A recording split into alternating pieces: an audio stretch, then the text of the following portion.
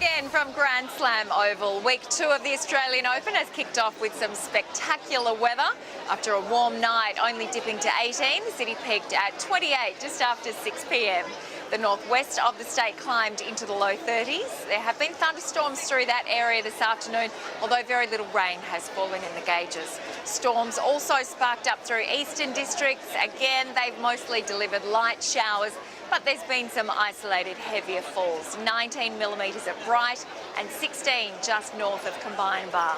Tomorrow, most of our capital cities are heading for the high 20s and low 30s, 31 in Perth, 30 in Brisbane, 29 in Adelaide, 28 in Sydney and Canberra. And after a sunny morning, Hobart should warm up to 24 before showers develop later in the day. Back home, there'll be some patchy morning fog over Gippsland and areas through the southwest. Then it'll be a rather unsettled day as a low pressure trough sits over the state. Scattered showers and isolated storms are expected over the northwest in the early morning, and they'll become more widespread during the day before contracting to the east in the late evening.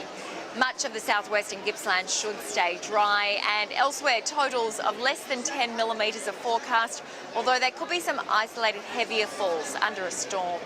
It'll be warm again though, with maximums in the mid to high 20s for most of the state.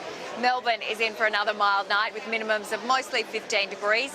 Then most suburbs are forecast to reach 27 or 28, 24 at Ferny Creek, and for Geelong a top of 27 after an overnight low of 15.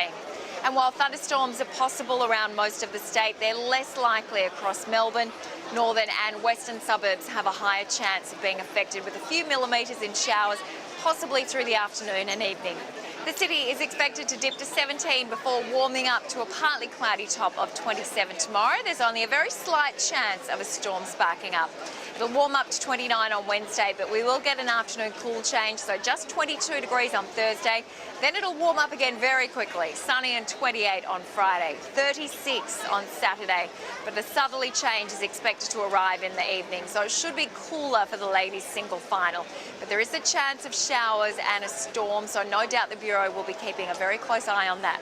A cooler day for the men's final, a cloudy top of 25 on Sunday, then back to 22 next Monday.